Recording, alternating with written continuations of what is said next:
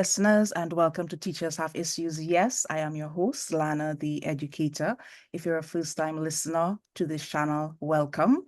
Here we explore the latest educational trends, tackle pressing issues facing the education sector, conduct insightful interviews with people making a difference, and share stories of triumph and innovation from around the globe. If you're interested in all of this, then like and subscribe. Today on Teachers Have Issues, yes, I welcome my guest, Keron Weekes, educator and founder of Quintessential Language Learning Institute for CXC Spanish Tuition. This is a business for the Caribbean where interaction, immersion, excellence is the motto. So let me tell you a bit about Senor Weekes, as he's affectionately called. He is an educator who possesses qualifications in Spanish with communication studies. He has attained C1 level advanced bilingual proficiency based on the, and don't laugh at me here with my Spanish, Servicio Internacional de Evaluación de la Lengua Española. I tried. And in 2021, he graduated with his postgraduate diploma in education. He founded Quintessential Language Learning out of a desire to share his passion for all things that pertain to Hispanic language and culture.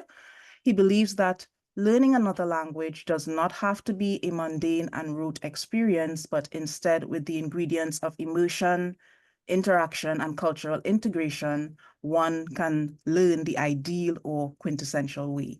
Senor Weekes sees bilingualism, literacy, and effective communication as important soft skills that students need to possess for success in the 21st century.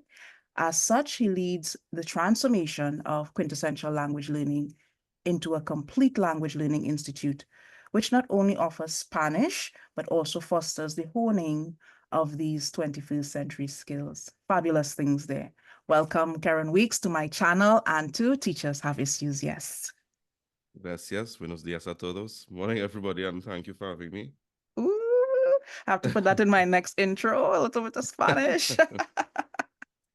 So thank you so much for joining us.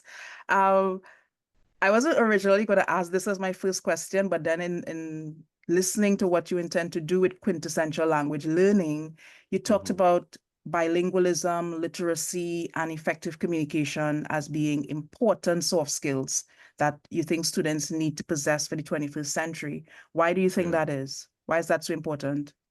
Well, from a straightforward perspective, when we look at some of the 21st century skills by the UN, etc., we see that communication is actually one of those.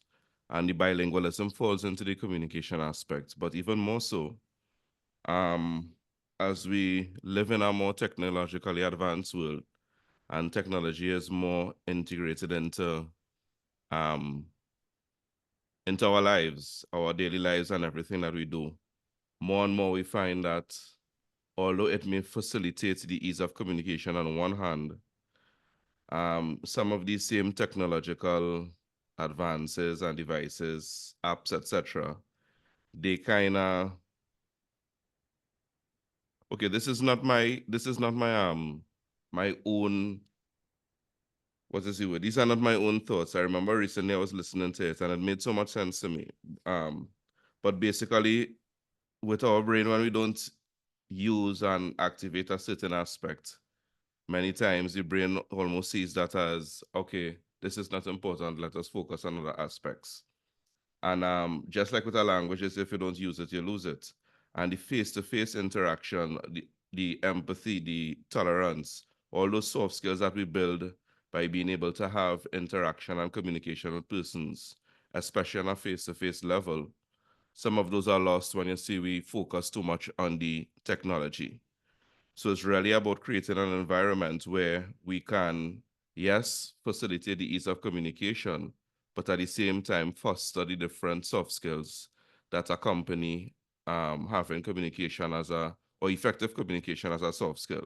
So the active listening, the empathy, the tolerance, that sort of stuff. So the idea really and truly is, as we become more globalized in the world and we have technological advances to help us to push with that globalization, that we don't lose the aspects which make us human. Okay, interesting. So I'm about to make a statement that people might disagree with me here, but teaching is not really the first choice for a lot of men. What Correct. inspired you to become a teacher? Or what led to this? It's a twofold thing, partly altruistic and partly selfish, I will admit. On one hand, I was already in a permanent job, and I think that teaching afforded me to make a lateral move financially to be able to devote more time towards family. At the time, I had a daughter who did not live with me, and the weekends were just not sufficient enough time, I thought, to be able to spend with her. So I wanted to be able to get the benefits of having the holidays for her to spend time with me, real quality time with me. And at the same time, well, first and foremost, just from that perspective, get to spend more time with her while also maintaining the same standard of living, because financially it would have been around the same amount the move from one job to another. And the second thing is, and this is where the altruistic part comes in, I didn't wait to be placed by the Ministry of Education into a school.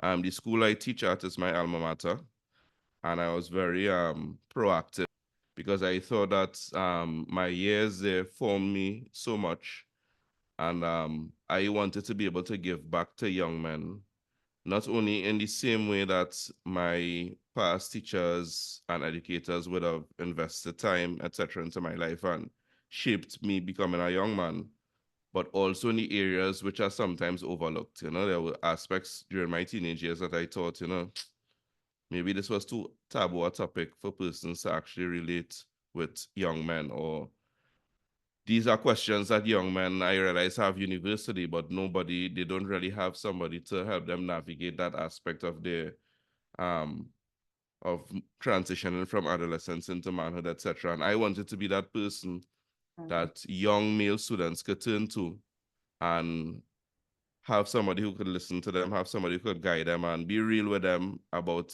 what to expect in that transition from adolescence to adulthood, to being a man, more specifically.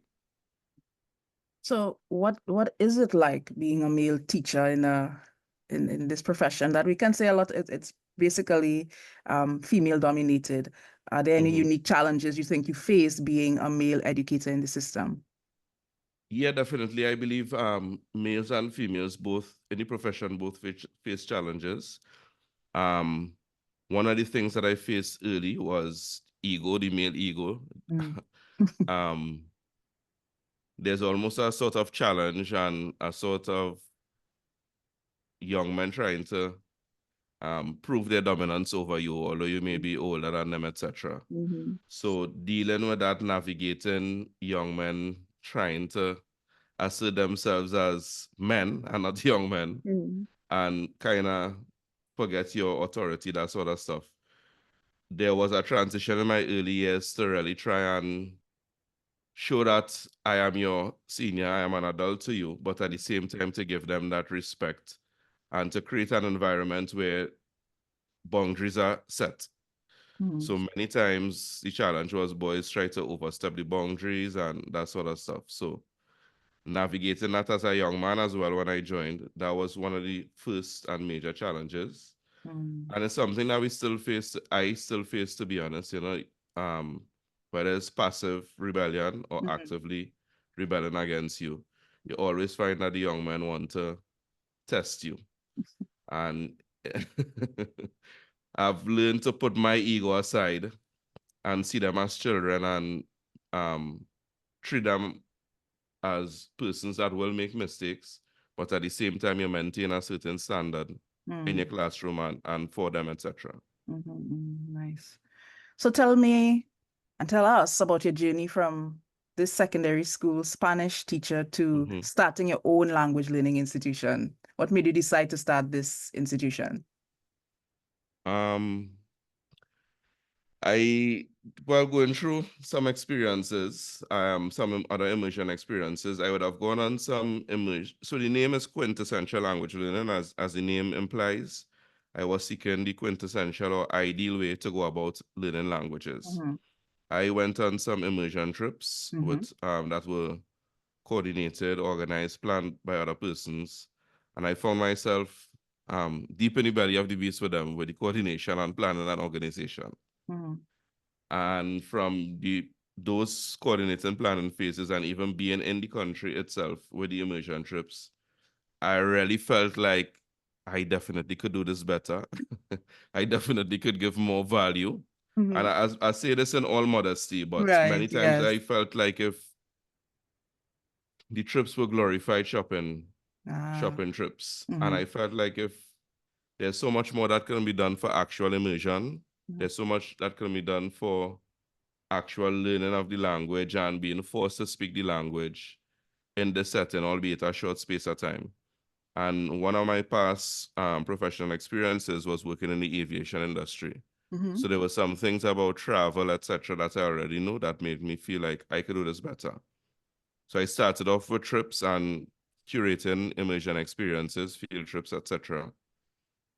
And very early, with students being motivated and stuff through this, parents would ask, so you don't give lessons as well? You don't give extra classes? He's not doing bad in class, but I want him to be bilingual as well. Or he's doing not so well, but, I could have seen how motivated he was in your trip or in this experience, etc. And one by one, parents would start to ask for extra lessons for the kids, and it transformed from strictly immersion experiences to immersion experiences and also given the additional classes. And what mode or form did the classes take? Was there an evolution, basically? Was it face-to-face and then online? Tell us about that a little bit. Definitely, it was in the beginning, it was strictly face-to-face. In 2020, I saw the need, and this was before the pandemic or even any hint of the pandemic happening. I saw the need that I would have to transition online eventually. But even in noticing that, I was still doing classes strictly in person. So in 2020, before we even had any first COVID cases, just to rewind a little bit, in 2019, I was preparing some students for CSEC Spanish. And we were doing some classes during the Easter vacation. And I remember on the end of more than one classes, I heard them speaking about, we have to go home this evening because, Keron Springer is doing a free live event. Oh, okay. And after about the second or third time hearing them, I was like, who's this Keron Springer you always be talking about? And they mentioned, well, sir, is this fella, this guy who does do free CSEC maths classes online on YouTube, etc. And I went home and I looked at his channel, and I said, okay, cool, that sort of stuff. And 1 year later now, even before the pandemic, more and more I was seeing the need for me to go online as well. So my plan was, okay, Keron, you need to transition to have the online offering as well as a wider market, the larger Caribbean, etc. So let us see how we could make that transition by September 2020. And as fate would have it, I remember our first COVID case was on a Thursday. I can't remember the date right now. It was on a Thursday, but on the Monday afternoon, and trying to figure out how to make this transition, I decided to reach out to Mr. Springer on Instagram. And randomly, I sent a long message explaining that, I'm thinking about transitioning. I realize he's one of the persons in his space that has been doing it a while. And if he doesn't mind, I would like to meet up with him just to pick his brain a bit, if he doesn't mind, to find out how I could make this transition. And I was shocked to know that he answered almost immediately. And we decided to meet the following day, the Tuesday, at Rituals in Price Plaza. And I was shocked at how much he shared. Wow. everything he shared. He was extremely open with the information. And if I'm being honest, I received a rubric on how to transition online from him. And by Thursday, 2 days later, we had our first COVID case. The Friday, the Minister of Education said no school that day. Well, on the Thursday, the Minister of Education said no school on Friday. And on the Friday, he said no school for 1 week. And that 1 week turned into over a year. Right. But from that conversation with Mr. Springer, I basically had a rubric and I was able to transition not September of 2020, but immediately from March, April 2020. And since then, as we know, everything was online from that period of time. So I just continued there, and it's only recently that I've started back with a hybrid model where it is we have continued online, but there are some courses that I will do in person as well. So do you find that the blended learning has worked for you? Yes. In terms of how do you balance, well, your personal life, your work, your job, and this aspect of running the business? Well, to be honest, there are specific courses that I do in person and others that I do online, and is a strict sort of thing. So some are strictly in person, some are strictly online. But what I've tried to do is, for example, at the end of so for the strictly online classes would be more like secondary school children where it's more accessible, etc. But what I've tried to do is kind of pair that with, at the end of the term, having some sort of in-person Spanish immersion experience or team building. So we have gone on hikes before, we have gone to Hispanic cultural centers, that sort of stuff. So to kind of put a face to the personalities and the names that you would usually see on the online classroom. And it has helped for persons to build relationships, that sort of stuff. So I saw that you collaborated recently, I think, with the East Port of Spain Development Company and also the Embassy of Colombia. And that, I think, is showing a strong community and international engagement. How have those partnerships, you think, enriched quintessential language learning offerings to people? How has that been enriching? You're using perfect word to describe it. It really has been enriching. Well, the first one was East Port of Spain Development Company. They have been doing some social development programs, developing human capacity, etc. And I really and truly have to give thanks to Mr. Amilcar Sanatan. He's no longer with the East Port of Spain Development Company, but including the Spanish as one of the offerings to develop the human capital of the residents of East Port of Spain. Including Spanish as well was his brainchild, because many times we may think, well, a little cooking course here or a plumbing course, and we usually limit, when thinking of quote-unquote depressed areas, we usually limit to basic skill areas. But he saw it as, listen, I think that we could go further than that. I think that we could really show these persons the world, and one of the ways of doing that is through a language. And it has been excellent. It has been an enriching experience for me. I know the students will say the same. Every time there's a new course offering, they always message, "So you doing this one again?"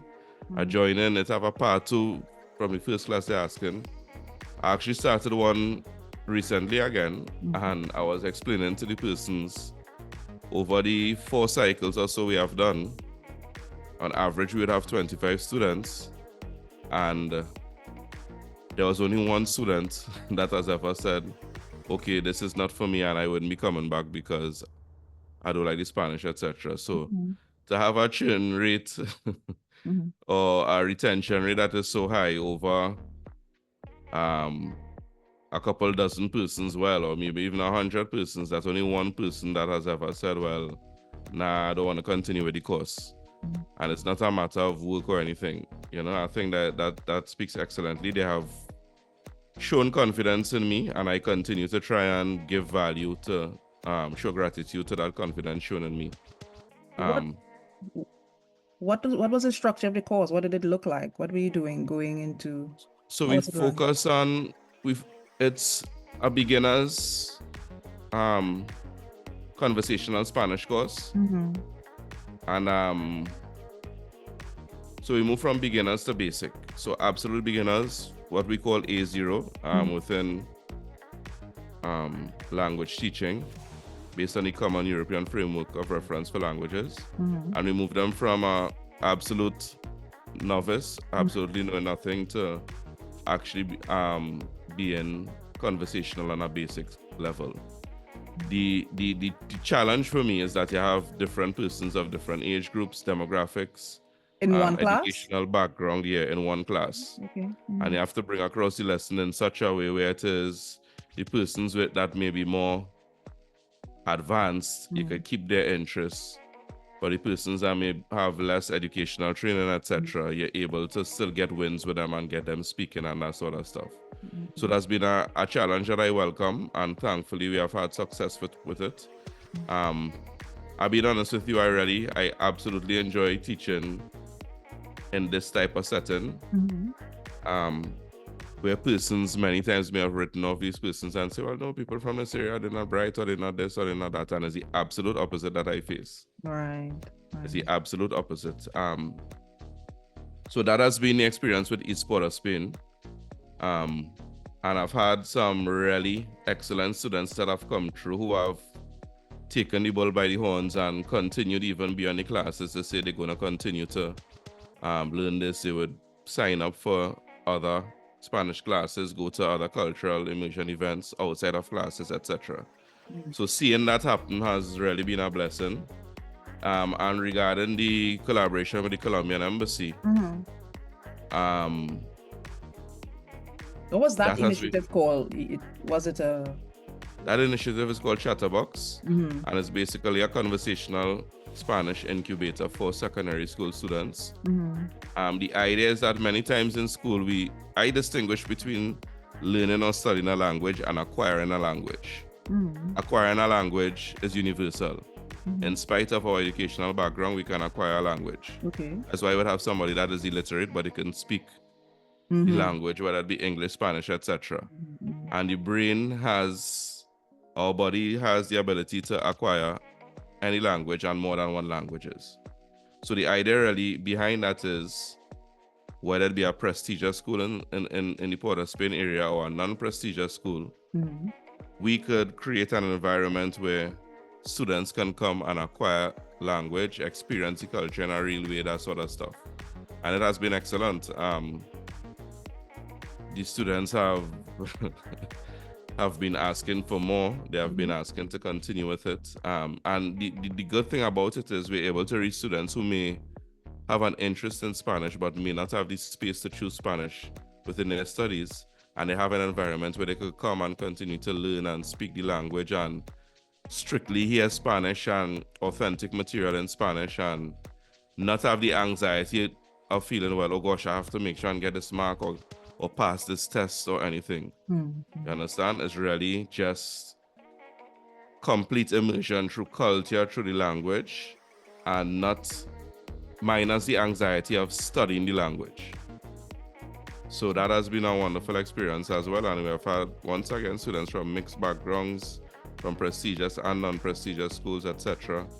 We able to, as I say, some of the same 21st century skills, the teamwork, the working in teams, working in groups, that sort of stuff. I always remember one of the sessions, they really, I think after that session, everybody was sold and was like, yeah. And it didn't start off like that, where I made them make a song in Spanish.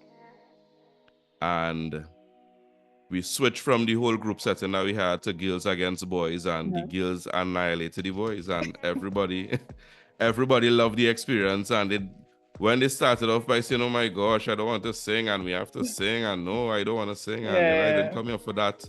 You wouldn't believe that the kind of enthusiasm and all that they gave in the effort, you would have never thought that at the beginning of the class, these kids were saying, I don't want to sing.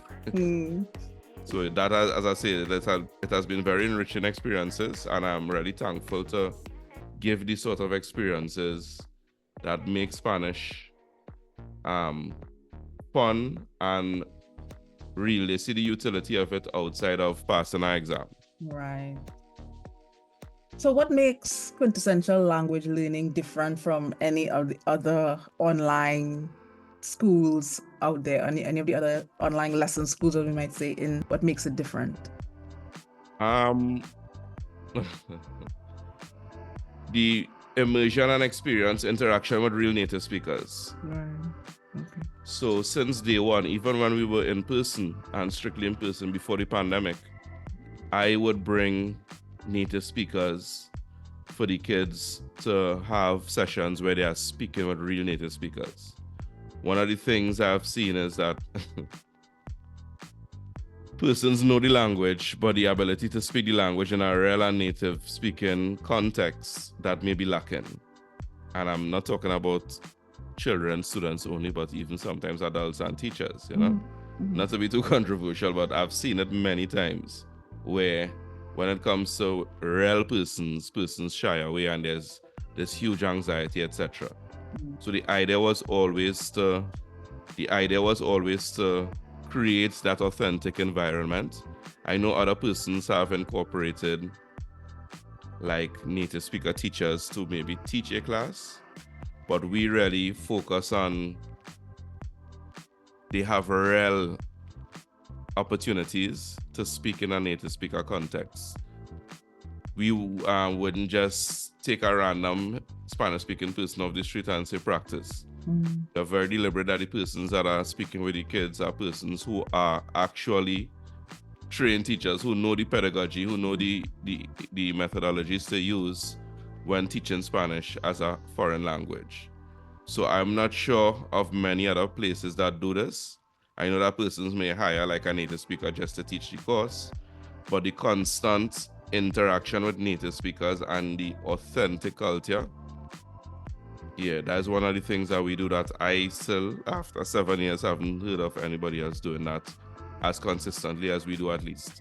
Nice. So you doing all of this yourself, or do you have staff? What does it look like? Yeah, people wonder if I have 48 hours in my day Right. or something. I have staff from time to time. Okay. So, because it sounds very interesting, popular. I'm sitting here. I said, best I come in and join this and do some Spanish. Sing some songs in Spanish, right? So I have a core of persons that work with me. So there's Angeli Marad. She has been a gem. This is a student that I met through COVID. And she had been so brilliant in the classroom setting, not even in Spanish, but just in administration. Like I would be teaching a class, and before I could even say, all right, guys, I will send you this note at the end of class, before I could even say that, she would already have been in class and prepared a whole document, etc. for persons. Wow. So Angeli has been helping me with the administration. She's one of the reasons why I could actually have family time in the midst of all of this, to be honest with you.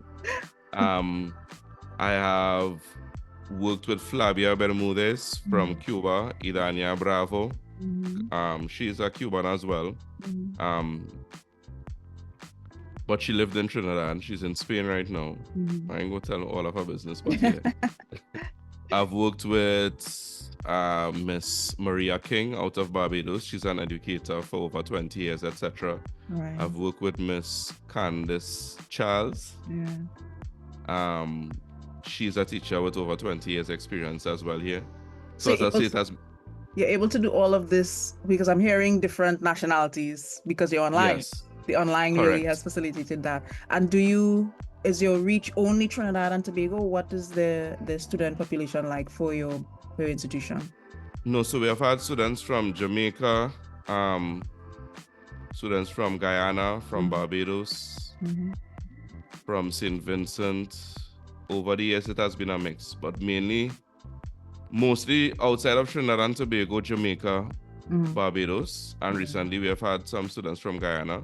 There was one time I had a student from St. Vincent, but we're able to reach students in areas that if it were in person alone, I would not have been able to reach.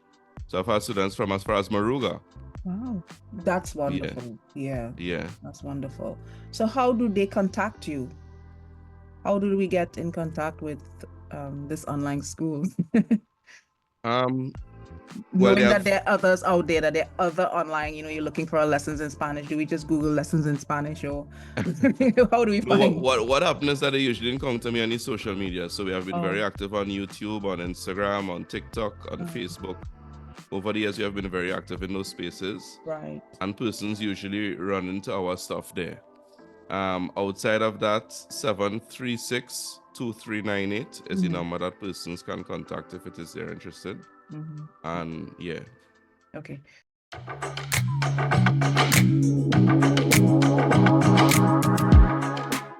So the podcast is called Teachers Have Issues, Yes. What issues would you say teachers have? Um, the first thing I would say is fair compensation. Hmm. As I mentioned before, I came from a permanent job before Mm-hmm. starting in teaching, and I also mentioned it was a lateral move. I believe teaching was making just a hundred or so dollars more than that job. But the difference is that job was asking for 5 C-Sec subjects, whereas with teaching, they needed a degree. Right. That is one aspect. Another aspect is if I worked a minute overtime, I had to be paid for it. Yeah. Right? So the reality is, and anybody within education knows this, whether it be an administrator or a teacher itself, the vast majority of our job in teaching is spent outside of the classroom. Yes. That final product is hours of preparation and planning beforehand and throughout the term to come and deliver for one 40-minute session, one 45-minute session, etc. Right? But we are not compensated for that. So that is one of the issues I see. As a result, another issue comes out of that, I believe, which is burnout. Yeah. Burnout from the amount of work that you have to do outside of the actual hours being in school. Burnout from dealing with the issues of society, I like to say, because what society sees, we see it first in the classroom. So whether it be absentee parents not taking on the responsibility fully, all the different traumas that cause people to do all the different things in society, we see it firsthand. And it's not only physical burnout from the additional hours, etc., but sometimes it's emotional burnout. You know, having to deal any job where it is you have to deal with certain type of issues all the time. There are usually things in place for persons to have time for themselves. Obviously, there will be EAP. Most organizations have that, but there's emotional burnout, there's the physical burnout, etc. So, lack of proper compensation, burnout, and I would say lack of incentive. Because with most, like I always say, right, I have friends that work in corporate, Right.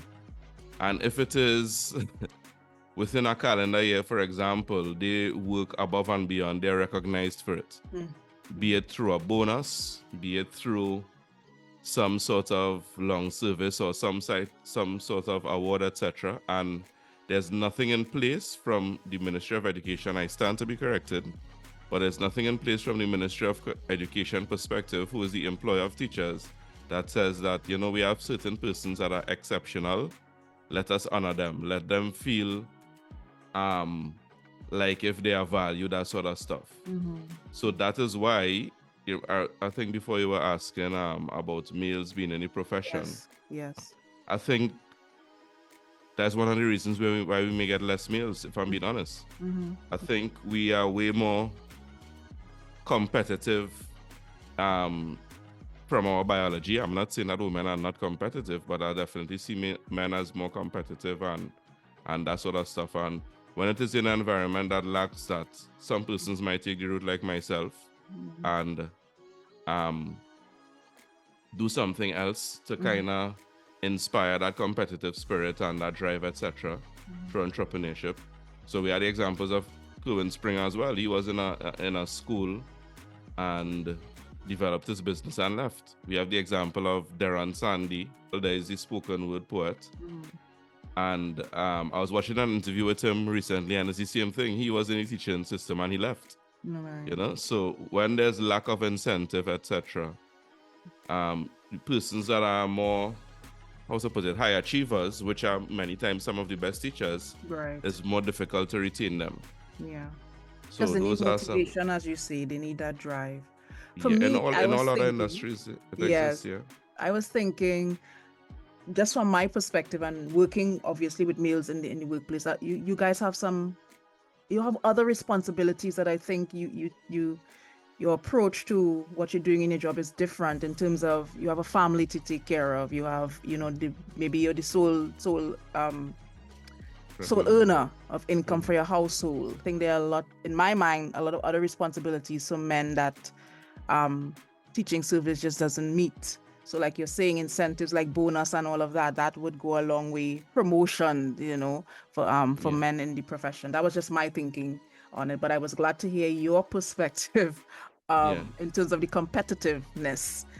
I didn't think about it that way. I think for maybe a lot of females, they mitigate that, but I think running clubs and doing so much of the outside unpaid labor that men would want to put a figure on and value on in terms of, I'm doing all of this, I think I should be paid for it, because a lot of things happen. Absolutely. Yeah, teachers do a lot of free labor that when you think of it, if you're planning an event or a graduation, a lot of the teachers are doing that themselves. As you say, all the planning that you do in the background, the data entry that you have to do in a year, in any given year, those are things that in other professions you have specific people employed to occupy those roles. So you do make a good point. Yeah. So you have written a book, a textbook, Habla Conmigo. No, wait, let me get it again. Habla Conmigo. Yes. I told you you're going to laugh at me with Spanish today. So tell us about it. What is an oral Spanish preparation guide for Caribbean examinations? What inspired you to do that now? Is it after or before starting Quintessential Learning that you wrote this book? No, this was after starting it. Okay. Since I've started it, other persons have come on board and wrote books, but the idea was to develop specifically the oral skill. There's no standalone textbook that exists that I saw in the market. Right. So we have stuff for the writing. For all the different exams, we have stuff. And I dare say I know other persons have textbooks as well, but I think mine is more holistic in that it doesn't only treat with the conversation aspect of the oral exam, but it helps students with the pronunciation, with their intonation, it helps them with their reading in the language, as well as also helping with the conversation aspect of the oral exam for CSEC Spanish. So the idea behind this was to create a resource that teachers could use, that even students could use absolutely on their own without the assistance of any teacher, and they could use this to prepare for the oral exam and excel. So it's really almost like a self-help book towards developing in the oral exam. And how can we get this book? Is it in digital form or is it a hard copy form? Right now it's in digital form. And once again, persons can get in contact with me if it is they're interested in getting the book. We haven't published it through one of the we're still in talks with some of the different local bookstores, etc. But it's not on Amazon or anything? No, not yet. Okay. So do you want to tell us the cost of it? 120 TT. Yeah, 120 TT. Yeah. Okay. What I had done was that I created a website where persons could, once payment was made, they could access it in digital form. Okay. So tell me about what you think might be some of the effective strategies for teaching Spanish to secondary school students here. What are some of the more effective strategies? You said you've worked with a range of age group, but specifically secondary students. What are some effective strategies that might differ from teaching adults? I think one of the main things you have to do is give people short-term wins. Many times we focus on going through the unit plans and the lesson plan and that sort of stuff, and specifically the course curriculum. But sometimes I believe we need to marry more the teaching for language acquisition with the language learning. So short-term wins as in teaching them of phrases, etc., that they could use immediately and within very specific situations, and see the utility of that. I think that helps, especially when it is you have kids who would have come in the secondary school system and they would not have scored the highest marks. So that has worked for me, teaching for acquisition sometimes more, or mixing in teaching for acquisition more. So in the same way you would teach a child a phrase and you have the repetition and you remove the anxiety of you have to learn this off for exam or you have to learn off this grammar, etc. Teaching for acquisition one, and I would always, which ties into the teaching for acquisition, I would always say overload on the comprehensible input. Now, for the persons that may not be language teachers and may not know, comprehensible input is a fancy word that just means that when we receive something in the language, we receive it in such a way that we could understand it. So, for example, we have a child that maybe, let's say, 18 months and they cannot speak as yet. But we're telling the child, come here, and we will signal with our hands, etc. So they start to associate that movement, that visual, with the sound, and they come to understand it. So that's one of the things I overloaded in my classroom. So I would speak any target language, but my gestures, my facial expressions, I would deliberately use words that are similar in Spanish and English so that they could tell. So I overloaded on the comprehensible input, make students feel as if, wait, now I'm understanding, and Miss also talking exclusively in Spanish, etc. So you feel like if they have short-term wins, and highlight it, of course. So comprehensible input teaching for acquisition as well as for them to study and learn the language and learn of specific things from the curriculum. So how has your teaching approach evolved over your teaching career? You said, this wasn't your original profession and you've been teaching for almost a decade now. Has your approach changed? How has that changed? Absolutely. So it has changed over the years. I started off teaching how I learned. Which was predominantly the grammar approach to teaching, which is these are the verbs, learn it off, learn off all the conjugations, etc. And one of the things I have come to learn is that approach we did in the primary school system with English language arts and grammar and stuff, and it fed over into the secondary school system when I was a student. But the methodologies and approaches towards language learning have changed. So it has changed where my strategy has changed in that I realize not everybody learns like me and not everybody learns like that old way. So I have to become adept at teaching other ways. Another thing that has transformed the way in which I teach as well was the birth of my son and recognizing how people acquire languages, how they understand, so it's always from that perspective as well. I try and teach realizing you don't have to know every single thing, every single word that comes out of my mouth in Spanish, but you teach a whole class in Spanish and then tell the students, you'll realize I didn't speak in English at all, but you'll understand everything that I say.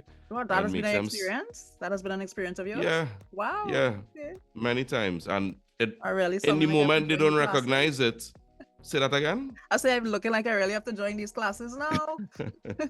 Go ahead. Yes. Yeah. So in the moment they don't recognize it, but afterwards they're like, but wait, you're correct, And especially it was such a lovely thing to see with the kids with the program under the Colombian embassy, because we were listening to everything in Spanish. The videos that we watched was in Spanish. I was speaking in Spanish. Persons came in and did storytelling, native speakers in Spanish.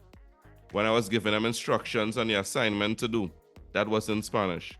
I remember one girl came up and was like, speak English, and I responded to her in Spanish.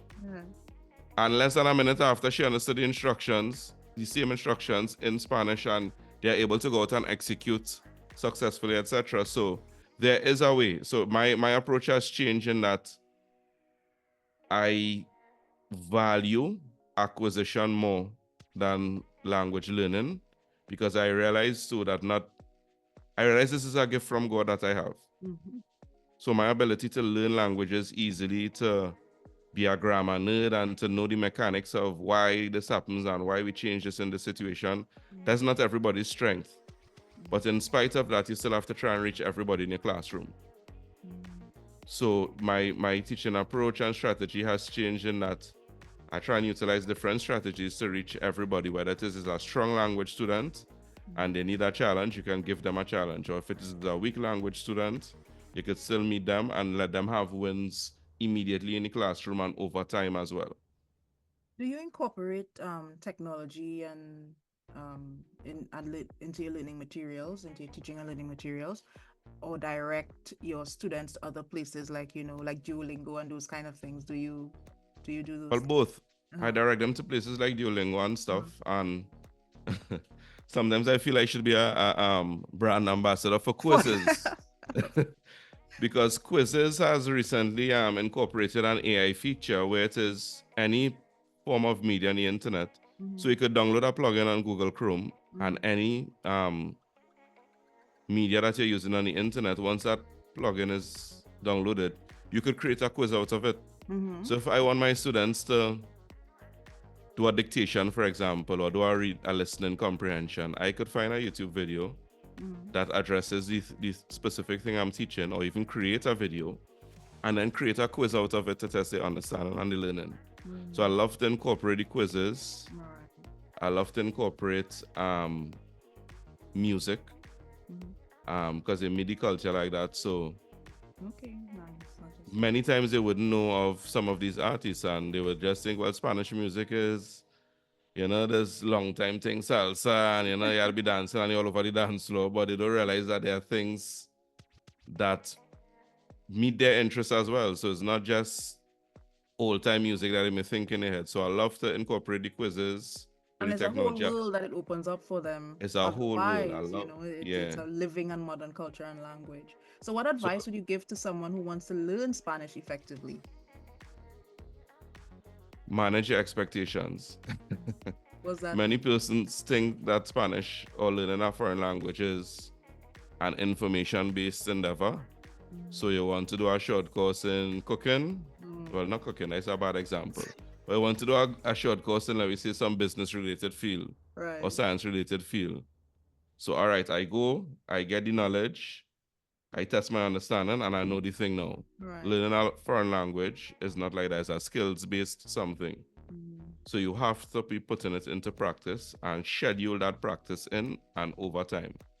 I always tell persons it's more than 20 years I've been studying this mm-hmm. and almost half that time speaking it, Mm-hmm. or more than half that time speaking it actually now, Yes. and I Yes. still make mistakes.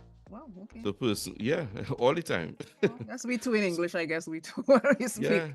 Right. Yeah. So many times persons expect that, well, all right, I'm going to do a conversational Spanish course with Weeks or with UE or with this person, Uh-huh. and I'm going to be talking like them Venice after. That's not realistic. And they are different. The idea is to have know basic words and phrases, start off with that, Mm-hmm. and to know the words and phrases that even though you're maybe on a basic level of proficiency, you can still get information. You can still ask somebody to slow down. You can still Right. ask somebody how to say this in Spanish and point at the thing. Yeah, I remember when I So, was doing basic Spanish and I was so afraid to make mistakes, and the instructor kept telling me, well, you can ask them to speak slower, you do that in English, right? And it never occurred because you so think it's such an academic thing and you spend a lot of time in your yeah. head conjugating and all of that. So I definitely remember that from doing Spanish. You wouldn't know because I pronounce so badly now, but No, man, the pronunciation is good still, man. And I realize you could also correct yourself, which is excellent. so I was trying to think how to frame this. We're wrapping up here because there've been an influx of Spanish speakers into our society Mhm. here with immigration and the Venezuelans and so forth. So do you think that has influenced the demand for learning Spanish in our country, and what impact you think that has? Yeah, yeah, definitely. I think it has impacted the demand for learning Spanish. Mm-hmm. Persons see it as well. I want to know what persons are saying, what native Spanish speakers are Mm-hmm. saying. Mm-hmm. Um, Persons have the dating market has been expanded. I'm being We honest, are. We all know. Yes, that is true. That is true. So Because persons, yeah, male and female, may seek a Spanish speaking mate, and they need to know. right. And that's Some persons motivation. We manage were to do talking it. about Yeah. motivation for speaking the language. So you have the motivation coming in there. So And then even in jobs and stuff as well too. yes. Persons, so like persons in the medical field, They Yes. find themselves coming into contact with, through accident and emergency situations, you meet native Yes. speakers. So you That's need to true. know That's a persons in good the point. legal field, Mhm. persons in national security, and all And licensing finance, officers, finance and banking as well. finance. Yeah, yeah, Yeah. that's true. You make a very good point there. So, do you have any upcoming initiatives here for Quintessential Language Learning? Right now, because of the fact that Chatterbox was such a success, the most immediate is that we're looking to expand that. We were oversubscribed the last time. We unfortunately had to some Turn people students away, didn't as get they to be a say. part of it, but the idea is to really expand it so that we could get as many students as possible to be a part of this. Yeah, How long did that and run for? What was the 8 weeks. target group? 8 weeks. And where did they? It was a face-to-face something? Where did it take? It was face to face at the embassy. Yeah, Colombian embassy. Okay. yeah. So that's the idea behind it. That's the plan. But we also have an immersion trip the 4th to the 8th of August at Right. Margarita Island. Margarita is where I usually do. I haven't ventured into other countries as yet because I know persons' pockets and Margarita. Most times when people hear Margarita, they think of all-inclusive hotels and shopping, but there's so much more that the island has to offer. So it's really a privilege for me to be able to show students, yo, it's way more than that. You know, it's way more than that, and to offer the actual interaction and exchange opportunities with persons around their peer group, that sort of stuff. Right. So we continue with that. We have a group of persons going with myself from the 4th to the 8th of August. Right. That's the most immediate thing. And then from September, we go back into we're incorporating the in-person classes again. So it's going to be blended in person and online type of delivery? No, blended from the perspective of the same group that is in person will be online as well. No. Okay. So we have some online and some will be in person as well, which we have not been doing. And of course, we want to expand the chatterbox as well so that to allow more students the opportunity to come to be on board. And that's starting when in September? When in September is it starting? Well, the dates have not been finalized yet because it's a collaboration with the embassy. Oh, okay. So the chatterbox is coming into the schools? The chatterbox model? No, we do it at the Colombian embassy. Oh, but face-to-face as you was okay. But face-to-face. Okay. So it's a collaboration with the Colombian embassy. Understood. And we have our responsibilities. They have their responsibilities as well. So once... Is it going to be free? Is it, or is there a registration fee? That's the idea. It was free and we intend to continue to keep it free. Wonderful. But this time it's for school-age children, or is it... No, it was always for school-age children. So just to expand, before we only could have accommodated about 35 persons in the space, and it was only 1 day per week. Okay. So the idea is that, but we had upwards of about 50 persons registered last time. And the registration was like less than a week. So as it went out, persons grabbed up the spots immediately. Nice. So the idea, as I said, is to allow the numbers that register to be able to partake. Okay. Well, thank you so much, Senior Weekes, for joining us on Teachers Have Issues, Yes, and sharing your insights. You guys heard, I think I'm going to sign up for Quintessential Language Learning. Maybe you guys can follow me as well. And remember, if you're interested in all things educational, then like and subscribe. Even if you're a student striving for success, or a teacher shaping young minds, even if you're a paraprofessional making a difference, or an administrator making your way, this channel is the place for you. You empower minds and you ignite curiosity. Thank you, Senior Weekes. Thank you for having me.